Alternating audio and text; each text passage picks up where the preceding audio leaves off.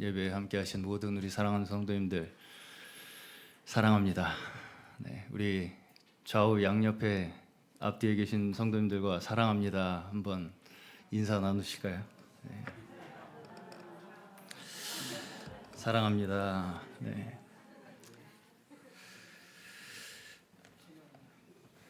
사랑할 수 있는 대상이 있다는 것도 축복입니다. 그렇죠? 네. 정말 요새 이 세상 속에서 벌어지는 일들 우리가 바라보면 바라볼수록 하나님의 사랑이 이 세상에 없었다면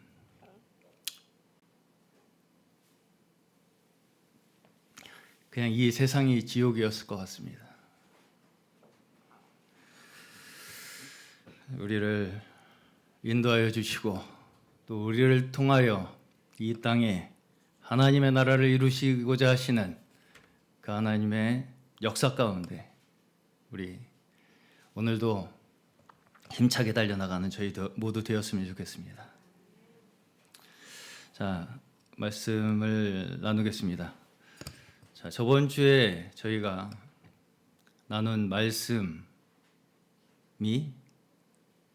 모세오경이었습니다. 그렇죠? 네, 모세오경. 몽골 우리 여름 세미나에서 원로 목사님께서 나누신 말씀을 가지고 제가 저번 주에 간략하게 함께 나누었었는데요. 자, 모세오경이 우리에게 왜 중요한가? 제가 저번 주에 뭐라고 말씀을 드렸었냐면 이 모세오경을 모세가 기록할 당시 누구를 대상으로 썼다고 말씀드렸습니까? 예, 이스라엘 백성들인데 특별히 어디에 있는? 광야에 있는, 네, 광야에 있는 이스라엘 백성들. 왜 우리는 여기 있는가에 대한 이 이스라엘 백성들의 의문의 질문에 대한 이 하나님의 말씀입니다. 자, 그래서 창세기에서부터 마지막 신명기, 모세오경 신명기까지 무엇을 말씀하고 있냐면 모든 것은 누구로부터 시작되었다고요? 하나님으로부터 시작되었다. 우리가 지금 여기 있는 것도 다 하나님께서 창조하셨기 때문에 우리가 여기 있는 것이다. 네. 그리고 하나님께서 우리를 이끌어내셨으며 구원하셨으며 하나님께서 직접 그분의 말씀으로 나라를 이루시겠다라고 하는 그 약속을 지금 이 이스라엘 백성들에게 하고 계신다. 우리에게 하고 계신다. 라는 것을 백성들에게 가르치기 위해서 기록된 것이 모세오경이라고 말씀드렸습니다. 그렇죠? 네. 자, 이 말씀을 이렇게 받았을 때 이스라엘 백성들이 어땠을까요? 어떠세요? 우리 이 말씀을 지금 받는 저희들은 가슴이 벅차신가요? 우리를 하나님께서 이렇게 사랑하셔서 축복하셔서 여기까지 인도해 내셨구나. 참 다 그러면 좋겠지만 이 구약 성경을 계속해서 우리가 보면 어떻습니까? 이집트의 10가지 재앙을 경험하고 또 홍해의 기적을 경험하고 광야에 인도된 이스라엘 백성들, 이 이스라엘 백성들이 계속 그래서 끝까지 하나님의 뜻대로 행했나요? 그러지 못했어요. 그렇죠. 자, 사실은 성경의 모든 말씀이 사실은 이 신약의 구약에서부터 신약의 마지막까지도 사실은 모든 말씀이 이 맥락을 이어나가고 있어요. 이 맥락. 어떤 맥락이냐면 하나님께서 작정하시고 이끄시고 또 인도하시는 그 구원의 역사가 어떤 맥락에서 어떤 줄기를 타고 어떤 방향으로 흐르고 있느냐라는 것을 성경에서 말씀하고 계시는 거예요. 자, 창세기에서부터 하나님께서는 천지를 창조하시면서부터 구원 계획을 시작하셨어요. 그렇죠. 하나님은 천지를 창조하시면서부터 이미 구원 계획을 모두 수립해 놓고 천지를 창조하신 거예요. 그리고 이제 계획하신 그 구원의 역사를 위해서 택하신 사람들이 있었어요. 한 사람을 통해서, 또 그의 가족을 통해서, 그리고 더 나아가서는 민족을 통해서. 그렇죠. 그렇게 하나님의 구원 사역을 이어가시는 이야기가 모세오경에서 말씀하고 있는 내용들입니다. 자, 그럼에도 불구하고 사실상 이 구약의 족장 시대의 이야기에서부터, 아브라함의 족장 시대의 이야기에서부터 하나님께서는 뭘 철칙으로 세우고 계시냐면, 거기에 사람의 뜻이나 사람의 계획, 사람의 힘을 한 톨도 섞지 않으시는 것을 볼 수가 있어요. 왜냐하면, 왜일까요? 왜? 하나님께서 지금 세우고자 하시는 게 뭐예요? 하나님의 나라죠. 근데 하나님의 영원한 나라를 우리 인간의 제한된 시각으로, 지식으로 나라를 이룰 수 있을까요? 절대 이룰 수가 없죠. 우리의 계획과 우리의 어떤 의도, 우리의 뜻을 거기에 조금이라도 섞는 순간 거기에는 제한이라는 게 걸려버립니다. 자, 로마서 9장 6절에서 8절, 오늘 본문 말씀입니다. 아브라함의 씨가 다 그의 자녀가 아니라고 말씀하시죠. 자, 아브라함에게 퀴즈 내겠습니다. 아브라함에게 몇 명의 자녀가 있었습니까? 몇 명의 자녀가 있었어요? 2명? 12명? 아브라함. 네. 몇 명? 5명? 네. 8명이 있었습니다. 네. 근데 이제 첫째가 뭐예요? 누구예요? 이스마엘. 네. 그리고 둘째가 이삭이었어요. 네. 그러고서 이제 그 후에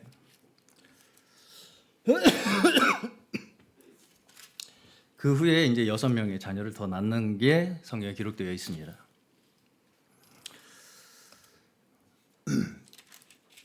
자, 근데 여기서 하나님께서는 아브라함의 씨가 다 그의 자녀가 아니다, 이렇게 말씀하시죠.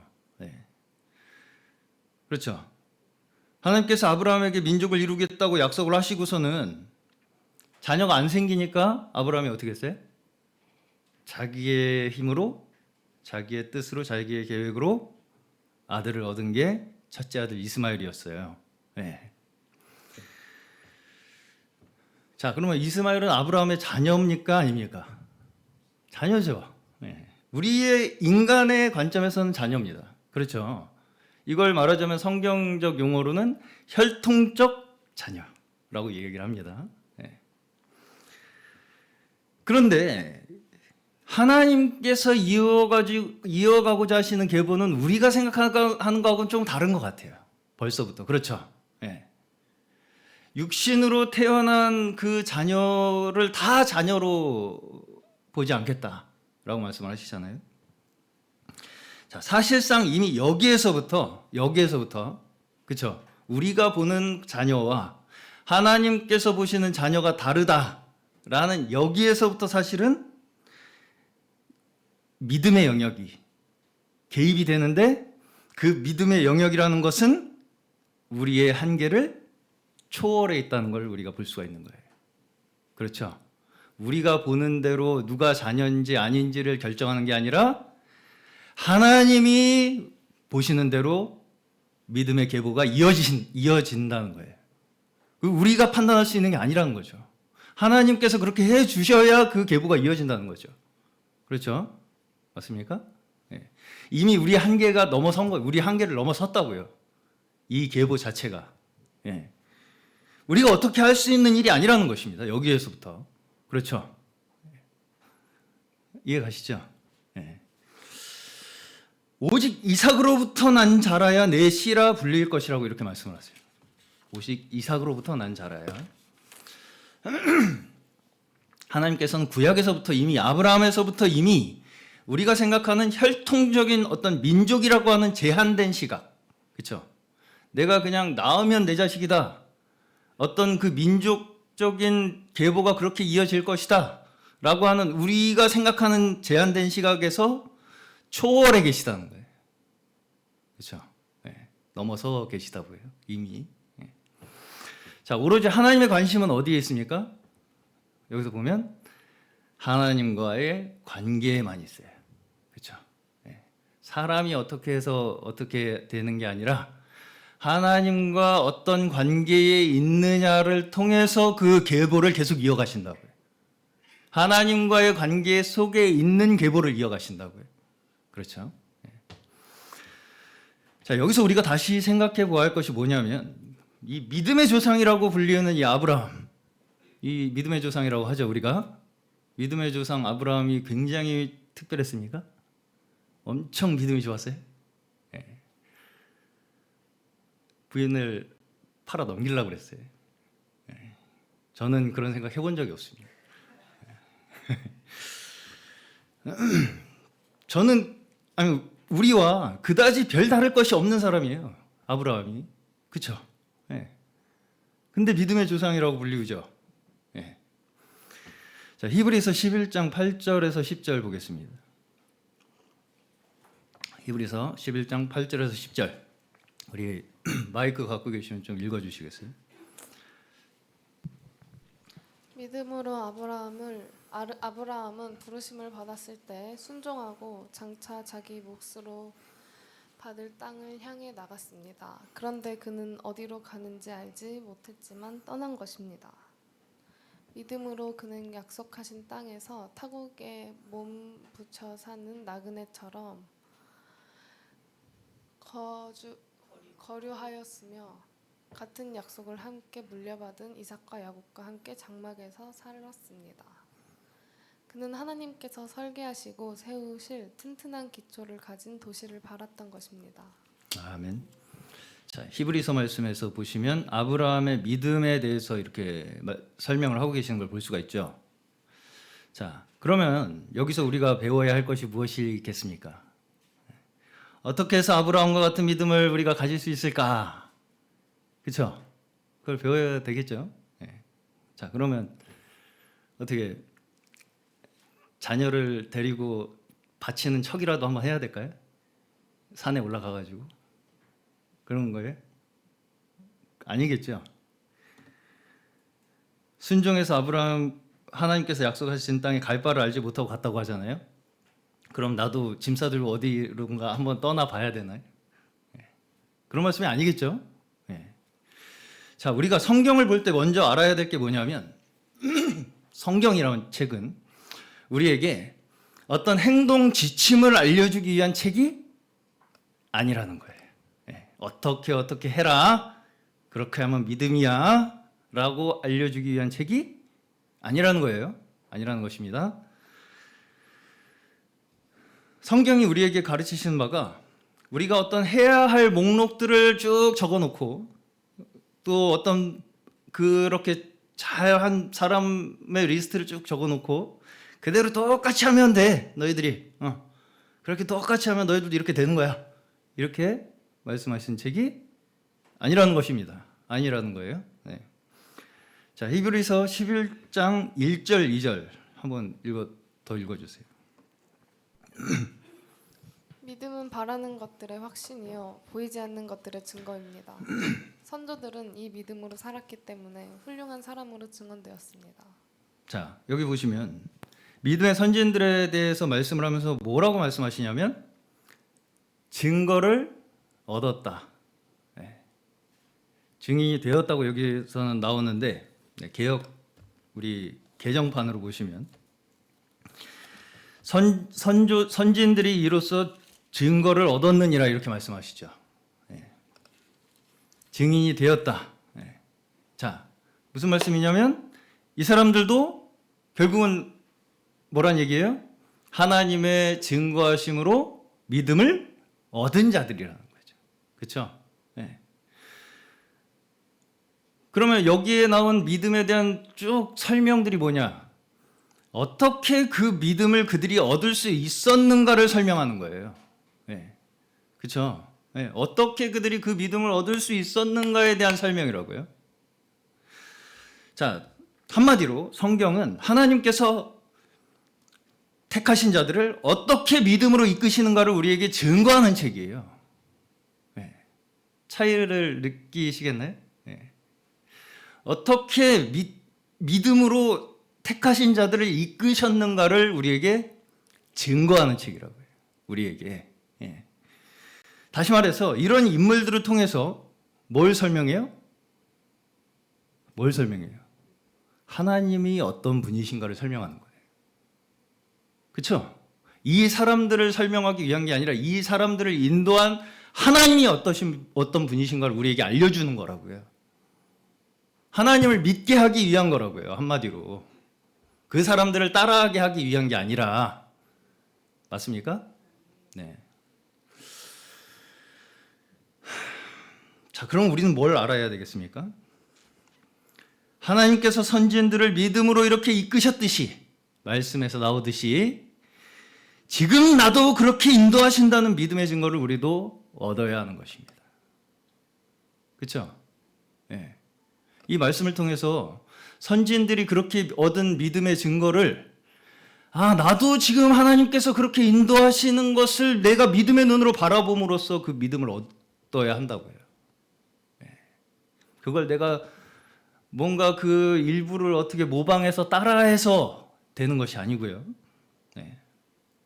자, 하나님께서는 어디로 가야 할지 알지 못하던 아브라함처럼 그 아브라함의 모습이 누구의 모습이에요? 나의 모습이죠. 나도 지금 내가 어디로 가야 될지 잘 모르잖아요. 네. 그러한 우리를 아브라함을 인도하셨듯이 나도 인도하고 계신다. 그렇게 끝까지 우리를 믿음으로 끝까지 이끄셔서 하나님의 백성을 삼으시는구나 를 믿는 거예요. 그렇죠? 맞습니까? 맞아요? 그렇죠? 네. 그것을 깨닫는 것이 성경이 우리에게 가르치시는 믿음이라는 거예요. 네. 그걸 깨달아야 되는 거예요, 우리가. 나도 내 아브라함처럼 내 힘으로 이루어 보려고 끝까지 발버둥 치고 있었던 그런 사람이었는데 하나님께서 이런 나에게도 믿음을 허락하시고 그 믿음으로 살아갈 수 있도록 축복을 허락하셨구나. 하나님 감사합니다. 이런 고백이 있어야 되는 거예요. 우리에게는 믿음의 고백이 있어야 되는 것입니다. 그렇죠? 지금까지 나를 인도하신 분이 하나님이시라는 고백으로 우리는 믿음을 얻게 되는 거예요. 그렇죠? 맞습니까? 정말 이 믿음이 우리에게 있으시기를 바랍니다. 자, 다시 광야의 이스라엘 백성들을 보겠습니다. 이 사람들은 하나님께서 직접 이집트에서 불러내신 백성들이죠. 네. 근데 아까도 말씀드렸다시피 이렇게 엄청난 사건을 겪고도 정신을 차립니까? 못 차립니까? 못 차리죠. 못 차려요. 불순종하고 원망하고 시험하다가 대다수가 광야에서 멸망했다고 이렇게 말씀을 하고 있어요. 그렇죠?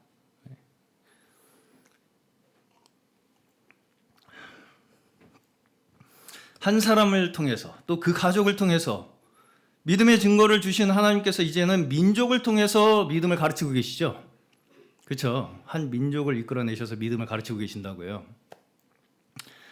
근데 이집트에서 해방되고 나서도 이들은 여전히 뭘 사용해요? 내 방법, 내 지혜, 내 뜻과 계획을 여전히 사용해서 스스로의 살 길을 찾으려고 애쓰죠. 그게 이스라엘 백성들이 광야에서 한 일이에요. 그렇죠? 그러다 보니까 광야에 온 지 얼마 되지도 않아서부터 뭘 만들어요? 금송아지를 만들었어요. 금송아지. 우상 숭배를 했다고요.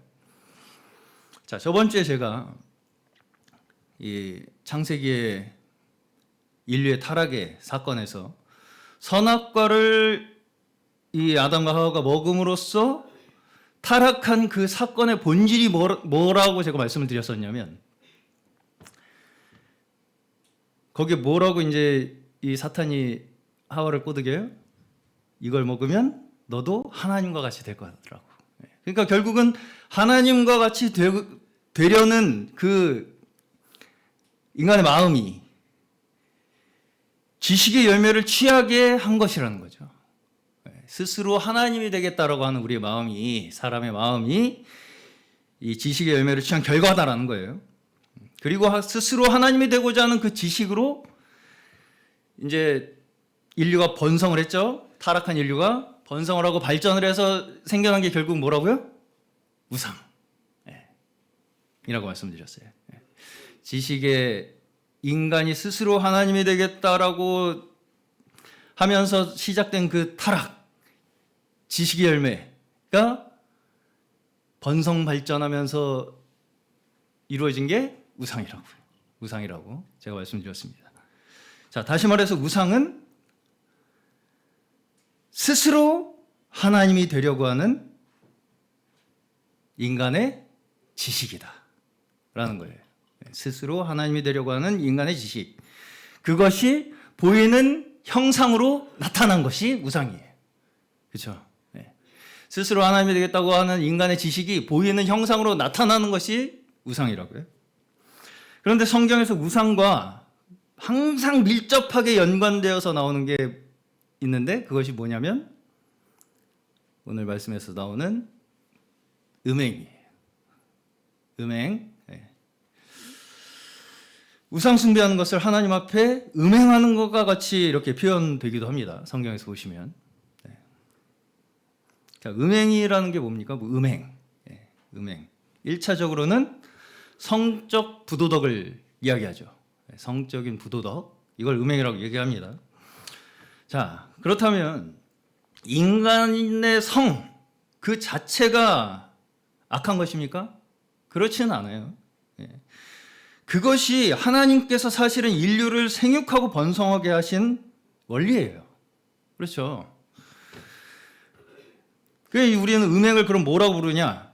부적절한 관계. 이걸 음행이라고 불러요. 그렇죠? 그럼 뭐가 부적절하냐? 자, 우리가 이걸 잘 생각을 해보시면, 어떻게 사용하느냐에 따라서 이것이 하나님의 뜻을 이루는 것이 되기도 하고 하나님이 미워하시는 죄가 되기도 합니다. 그렇죠? 네. 어떤 차이가 있을까요, 여기에? 네.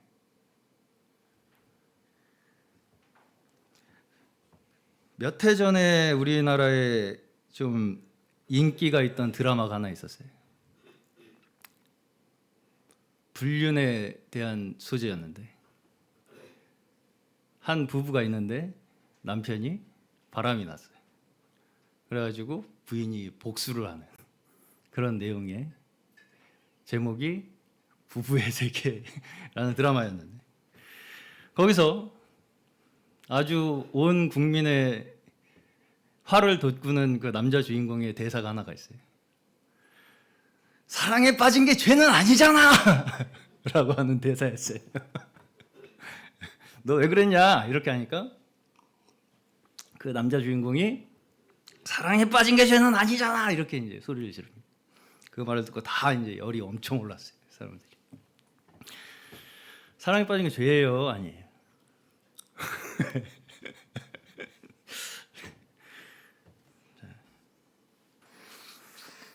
여기에 문제가 뭡니까?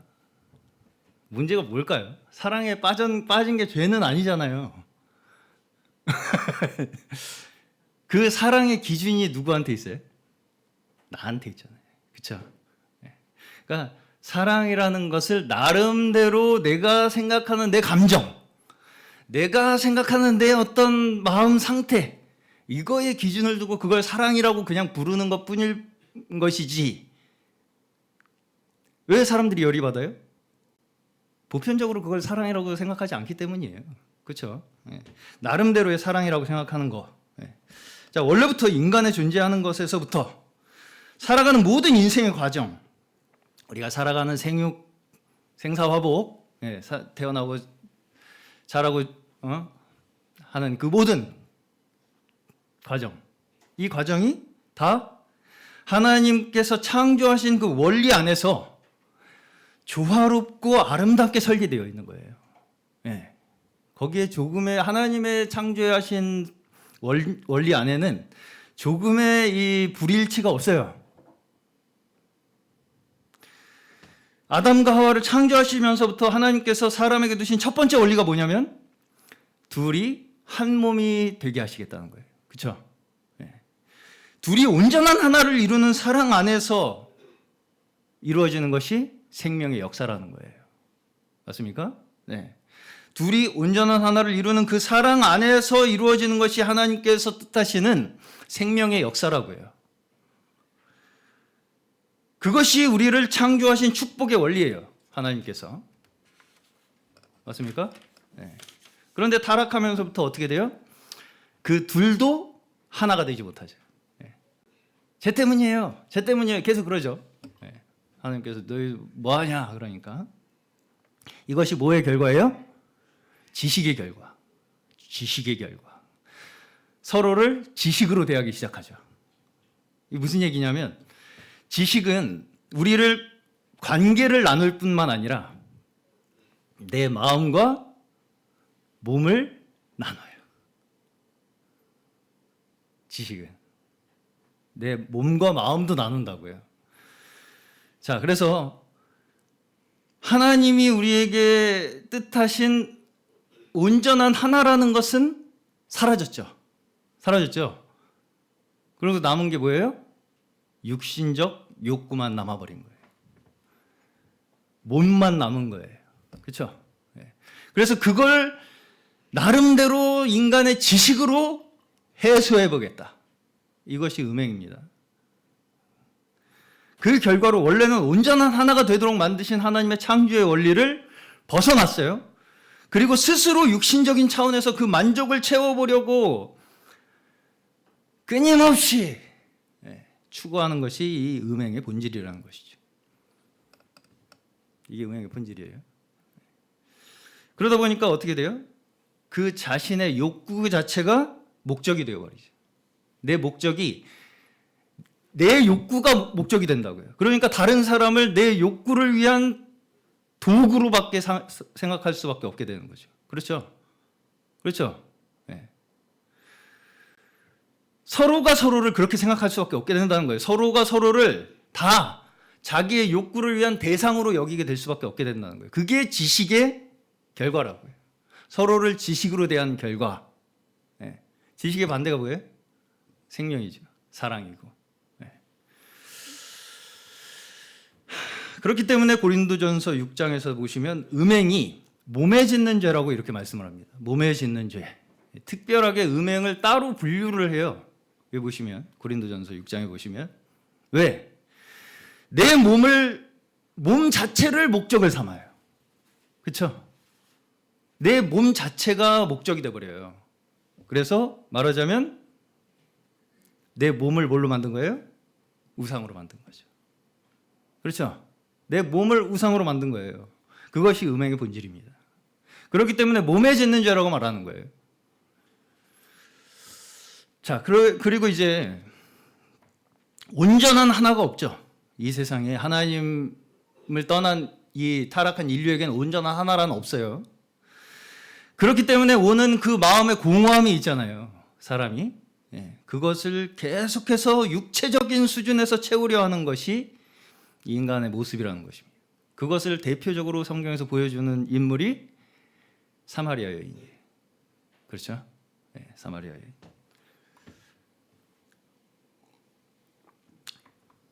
자, 그러면 우상숭배와 음행에는 어떤 공통점이 있습니까? 우상숭배와 음행. 나름대로 사랑이라고 생각해요. 그렇죠? 사랑에 빠진 게 죄는 아니잖아. 나름대로 사랑이라고 생각하는 거예요. 그냥 혼자. 그렇죠? 사랑이라고 하는 어떤 자기가 생각하는 내 마음 상태와 감정과 어떤 그런 것들이 있어요. 나름대로 생각하는 사랑이라고 하는 거. 한마디로 자신의 감정에 많이 의존이 되어 있습니다. 그렇죠? 네, 내가 어떤 상태면 이건 사랑이야 라고 하는 거죠. 맞습니까? 네. 한마디로 확실히 나에게 잡히는 어떤 증거, 스스로 만들어낸 나의 만족으로 하나님의 자리를 대체하려고 하는 것. 그것이 우상숭배와 음행의 공통점이에요. 그렇죠? 네. 하나님 편에서 봤을 때 내 마음속에서 일어나는 어떤 감정 상태가 아 이거 하나님이야! 음행입니까? 아닙니까? 음행입니다. 그걸 우리가 나름대로 이게 하나님이라고 생각하는 그 자체가 우상숭배라고요. 그런 위험성에 빠지기가 굉장히 쉽다라는 것을 경고하시는 거예요. 그렇죠? 나를 어떤 상태로 만들므로써 그게 곧 하나님이라고 생각하는 거, 그렇게 믿으려고 하는 거, 나름대로 하나님을 만드는 거죠, 내가. 우상숭배예요. 그게 곧 하나님께서 말씀하시는 음행이라고 하는 거예요. 하나님의 창조 섭리 안에서만 채울 수 있는 그 만족을 피조물을 붙잡고 늘어지는 거예요. 그렇죠? 하나님으로부터만 얻을 수 있어요, 우리의 참된 만족은. 근데 어디서 어떤 것만 붙들고 늘어져요? 하나님이 창조하신 그 피조물만 붙들고 늘어진다고요. 거기에만 목적을 두고 살아가요. 그 피조물, 만들어진 그 피조물에만 목적을 두고 살아가는 그것이 우상숭배와 음행의 같은 점입니다. 이해 가시나요? 네. 자기중심적 관계를 통해서 내 욕구를 해소하는 것으로 만족하는 것이나 나 중심적으로 어떤 상황을 해석하고 말씀을 해석하고, 그렇죠? 네. 그걸 통해서 그게 곧 뭐라고 생각해요?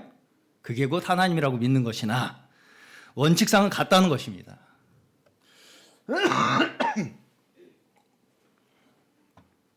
얼마나 많은 사람들이 지금 내가 하나님을 직접 경험하게 해줄게, 그렇죠?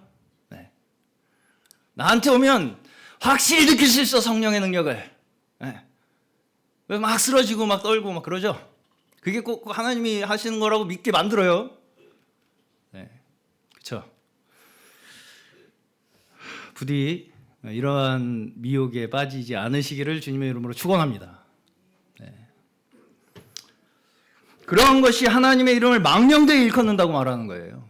네.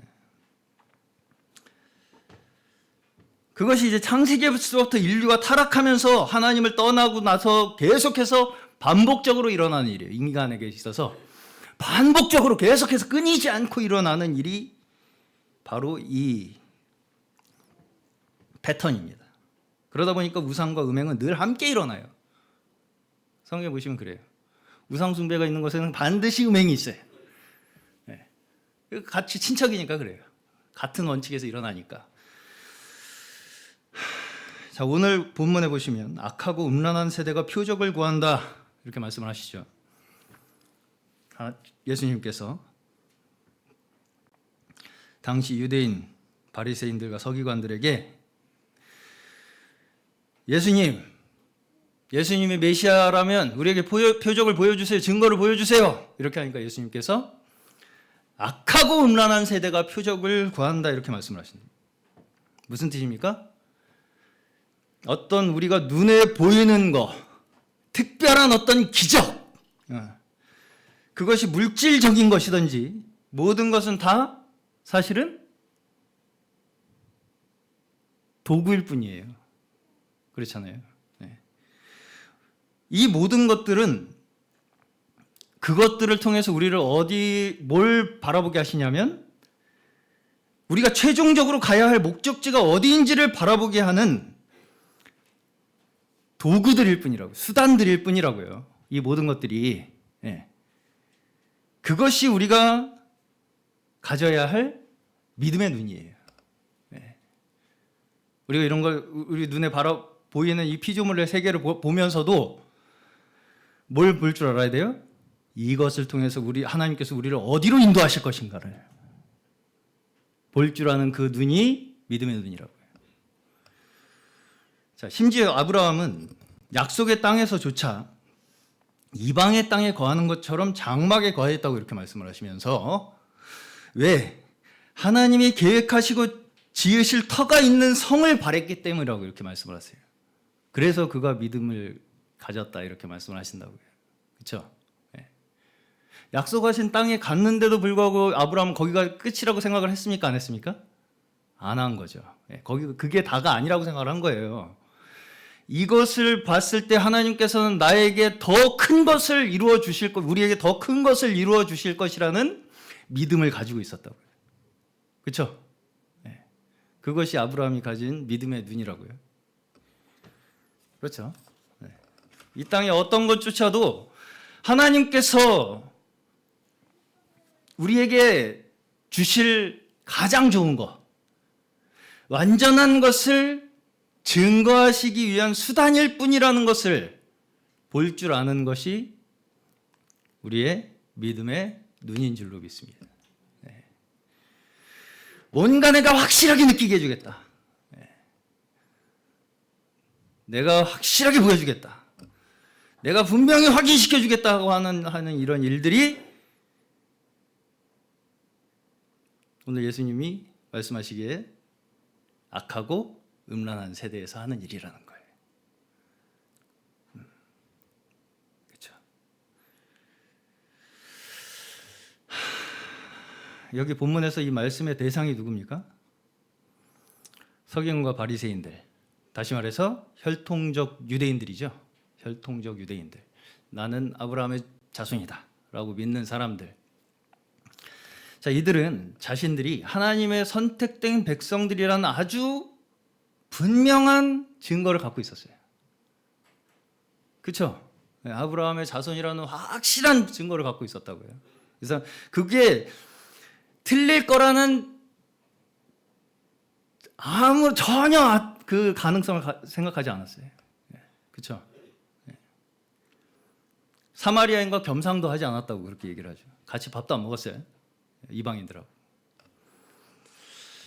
그런데 하나님께서는 그런 식으로 하나님의 백성을 이루시겠다고 하시는 말씀이 없어요.